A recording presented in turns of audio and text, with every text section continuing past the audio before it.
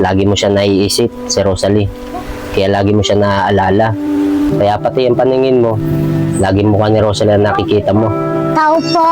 Tao po! Uy, ikaw pala. Pasok ka muna. Mapo ka muna dito. Toy, magpasalamat ka sa kanya. Kasi hindi ko pa malalaman kung ano nangyari sa'yo. O sige na. Toy, Yeye.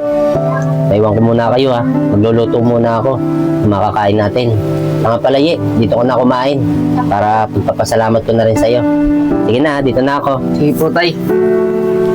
Toy, oo nga pala. Kamusta na yung pakiramdam mo? Okay ka na ba? Oo, Yeye. Medyo okay na ako. Salamat nga pala at tinulungan mo ako kahit nagawa akong kasalanan sa'yo.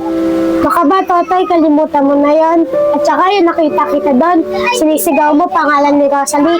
Alam ko naman sa isipan mo, si Rosalie pa rin yung laman. Pasensya ka na talaga kasi hindi ko talaga makalimutan si Rosalie. Okay lang yun, Totoy, ganyan talaga pag umiibig. Pero, pwede ba ako mag-import ng pagiging kaibigan niyo? Oo naman, pwede tayo magkaibigan. Baka si Rosalie, malabo nang bumalik dito yun. Kaya tayong dalawa na magkaibigan. Anong ibig sabihin mo? Na malabo nang bumalik yung kaibigan mo si Rosalie? Sorry ate. Okay lang yan. Minsan siya ka na talaga. Hindi kita napansin eh.